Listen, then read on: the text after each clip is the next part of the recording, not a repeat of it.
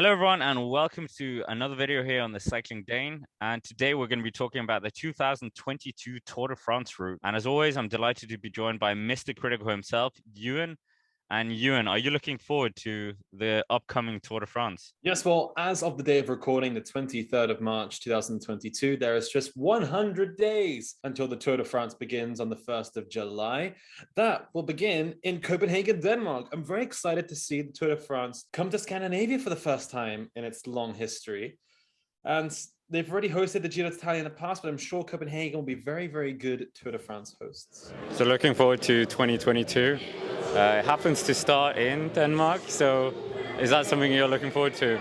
Yeah, definitely. I'm really looking forward. Of course, I first have to be selected for it, but I think I'm gonna be. So I'm really looking forward to it. Denmark, of course, won the bid, and no secret as well, I'm Danish, so very excited about it. And as you said, it's the first time that they've had a Grand Tour. Well, actually, first time they've had a Grand Tour on Sjælland, or the island of Denmark. There is, of course, 3 big islands that make up most of Denmark. But anyways, with Grand Départ, it's a concept that first developed kind of in 1954, and we had it in the Netherlands. We've, of course, seen it in recent years all over the place. Belgium, Netherlands, again, Luxembourg even, and, well, also London. And in 2014, we had it in Yorkshire, and of course, we saw the ASO was so impressed by the crowds that we actually had the Tour de Yorkshire spawn out of that, and let's hope that comes back. But anyways, the Copenhagen Grand Départ is going to be the first time we actually see the Tour de France start in a different country since 2019, when it was in Brussels, in celebration of the great man himself, Eddy Merckx. But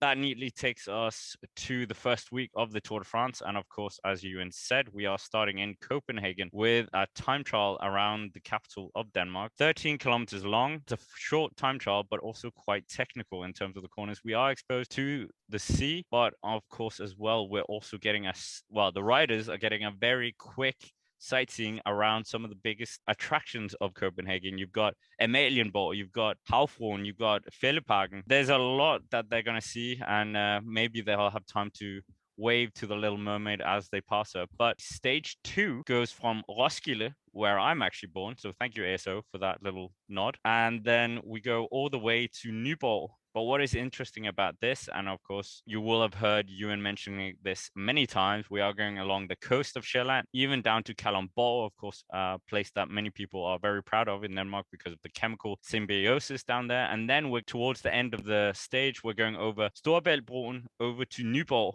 on Fyn. Then we go on to stage 3, and this is the one I have a problem with. From Vejle to Sønderborg, the thing I have a grind about here is that we aren't going to go up Kilsvej, a climb you will have known if you've been watching the Tour of Denmark, where we've seen Remco Evenepoel and Wout van Aert and Mads Pedersen, the likes, kind of battling it out there. So yeah, that's my only critique of stage 3. But again, another flat stage, and we'll have to see what they can actually do. Of course, it's going from Vejle and then all the way down to Sønderborg. So yeah, not hilly, of course, because we're in Denmark, but very close to the border with Germany. Then we go on to the first stage outside of the Grand Départ nation of Denmark. And this is going to be quite a familiar route for anyone who's gone to the UK. The 2 cities, or the 2 cities of Dunkirk and Calais, both of them, of course, host ferries. And Calais, this is going to be the 3rd time in the 120-year history of the Tour de France that we actually see this town being used. First time in 1994, and then, of course, in 2001. And it's not a direct route by any means. It's basically going into France rather than going straight down to Calais. So then stage 5 is probably one of the most talked about stages that we've had when this whole thing came out. It's a cobblestone stage. It's 20 kilometers of cobblestone from Lille to Orenburg. And of course, the last time the Tour de France had pave in it was back in 2018, when, of course, John Degenkolb won the stage. Anyways, for stage 6, I'm going to pass over to Ewan. Well, stage 6 will be a interesting stage, more of a classic style of racing as we go from Binche to Longwy, with a little stopover in Belgium for that. Longwy, of course, is where Sagan took the stage win back in 2017 after unclipping in the final sprint to the line there. Stage 7 will be an iconic finish as we once again go to La Planche des Belles Filles, this time up the super side. This means that they have the extra kilometer of gravel roads with a very steep finale, and Almost in recent years, I feel like I've seen La Planche des Belfi more than some of my family members, as this will be probably, the 5th, 6th time that we've seen it in the past 10 years. Nevertheless, after that, on stages 8 and 9, we pass into Switzerland as we go into Olympic City in Lausanne on stage 8. And for stage 9, we spent most of the day in Switzerland, leaving Aigle into the finish at Châtel Porte du Soleil. So it's an interesting first week, not crazy mountainous, but we do have the feature of La Super Planche and of course the cobble stage at Arenberg, as well as that opening prologue. So a bit of everything, a calypso of a Tour de France opening week. It's kind of the old saying, you can't win it in this week, but you can certainly lose it. And well, there's 2 rest days, which is quite unusual. Of course, it's the transition from Denmark over to France. But yeah, Ewan, what do you think of this first week? Are we going to see one of the GC contenders be in the yellow jersey by now? I'm not quite sure. I think this opening week is actually very interesting. The Grand Départ in Denmark will be fascinating. Although I don't really like Grand Tours opening with time trials, I think this one will be interesting. It's because we're going to have Pipo Ganna make his Tour de France debut. We're going to see a lot of the Danish guys want to surprise and do well. Plus, it is a sightseeing tour. Following on, we're going to have this beautiful stage to Nuborg, which could be ripped up by the wind. Kasper Asgreen has already said that he wants to rip things up before we make that transition to the north of France. I don't particularly like this part of the world in terms of its scenery, but the cobbles will be fantastic. A lot of undiscovered cobble sectors here that we've never really been to before in either Paris-Roubaix or maybe in Grand Prix d'Enam, which has covered some of these cobble sectors. As we saw last week, Roglič rode Dinah, and he was looking very good. We've seen Pogačar ride very well in the gravel and maybe in the cobbles soon, so that could be a GC showdown before this kind of succession of interesting stages. Longwy would suit the Fond de Pool types. La Super Planche could be very wide open before the stage into Olympic City. Lausanne could be a breakaway, and the final stage to Châtel, not necessarily the sort of paint by numbers stage 9 where we have a very steep finale, but it's a little bit more open. It's a bit like the Station des Roues stage from 2017 or that stage in 2014 won by Blancadry. Can't remember where it finished. All very interesting teasers to what's to come in the Alps in the next week. From stage 10 to stage 15, we have got a very interesting affair. 2 dedicated mountain stages. Of course, we're going to see the return of Alpe d'Huez. What does stage 10 to 15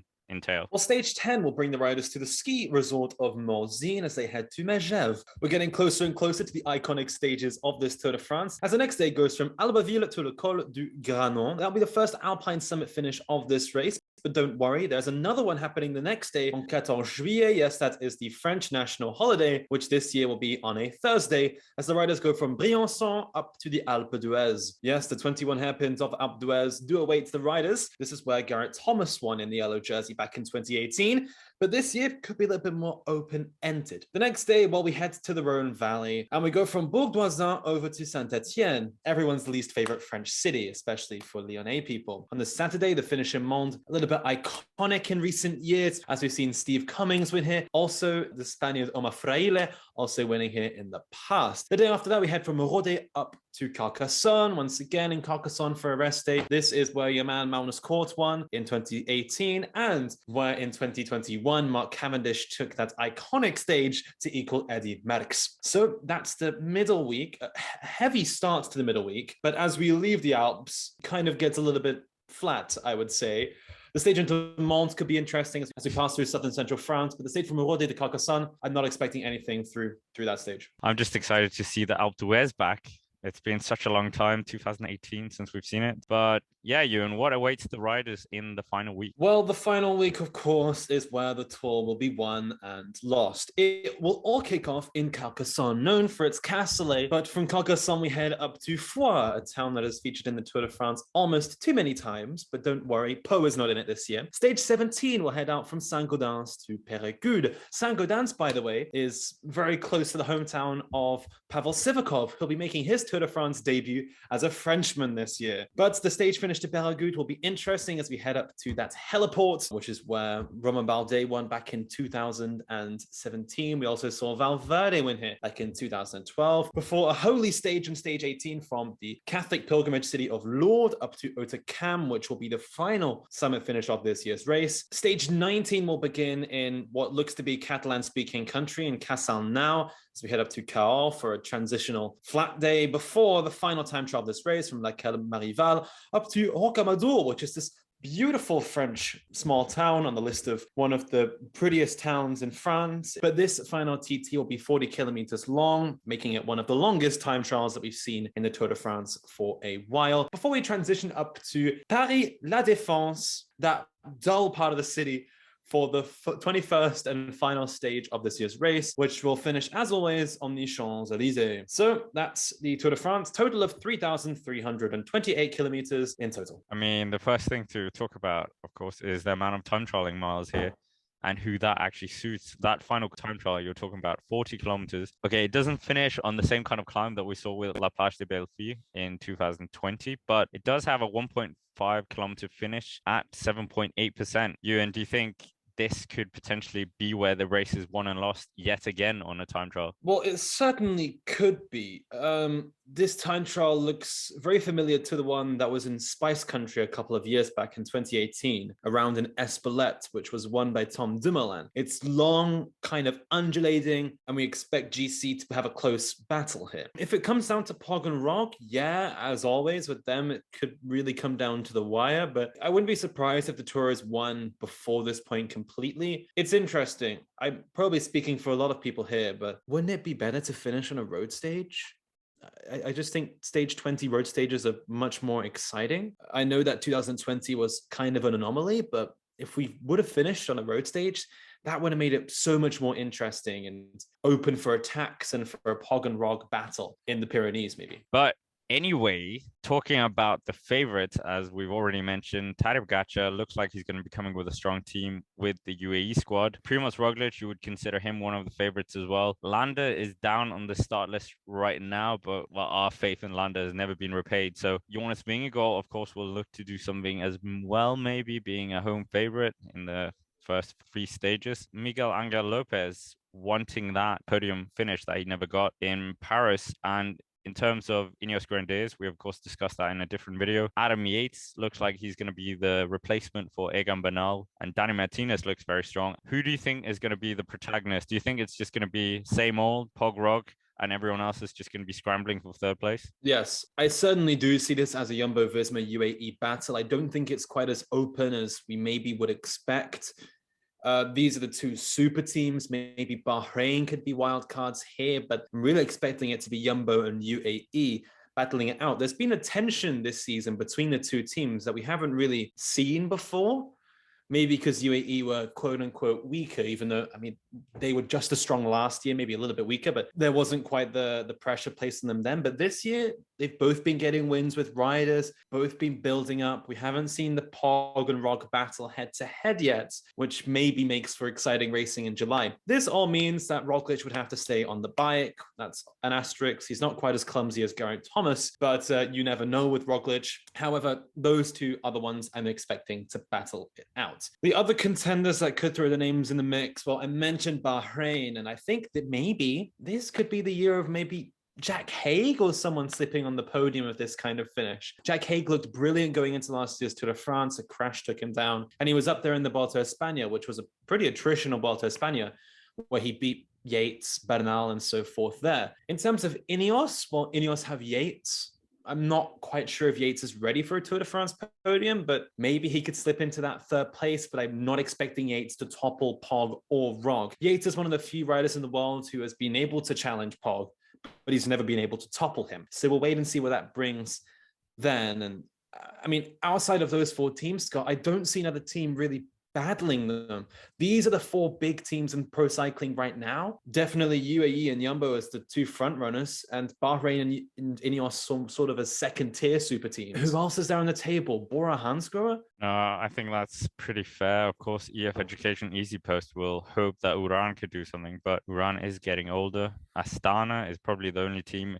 Very impressive last year with Luzenko, and Miguel Angel Lopez, of course, escaping from Movistar, could potentially do something. Nairo Quintana is always going to hope to do something. Anyway, now we're going to go on to what we always love to say, our predictions. So we'll do a top 3, and then, well, we've had top 3s before where 2 of them haven't even finished. I'm looking at you, Strada Bianchi. Yeah, Ewan, who is your top 3? Okay, well, I think, you know, I'm gonna going to go for a rogue one and say third place goes to Jack Haig of Bahrain Victorious. I'm going to say that second place goes to Primož Roglič and the winner will be Tadej Pogačar. I think this is going to be the Pog show. Rog, I think, will try to challenge him, but Roglič, I think, just shows too many whoopsies. In the grand scheme of things, he's still incredibly strong and dominant.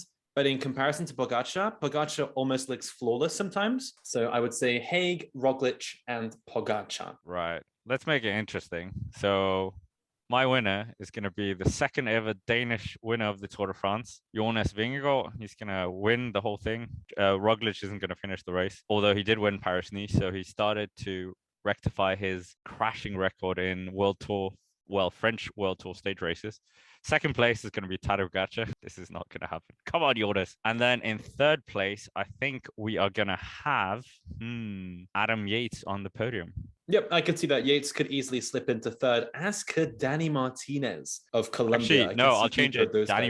Danny Martinez, because we've got a time trial. I back Danny Martinez in a time trial being national champion, of Colombia, but still national championships. And he's been up there in time trials before, top 10s in flat time trials in the UAE Tour. So anyways, that's it for this 2022 Tour de France route recap, or whatever we call it. Make sure to check out our podcast. Of course, like the video if you've enjoyed it. Subscribe to the channel because there's a lot more stuff coming up, and check out our extra channel as well, where of course there was a vlog video a few days ago from Ewan, so make sure to check that out. And if you want to support us that extra, join the supporters, which will enable you to be part of our monthly competitions. This monthly competition is the book by Andy McGrath, and next month we're gonna have more stuff on that. But that's basically it for today. Thank you very much for watching, and of course, as always, have a nice day.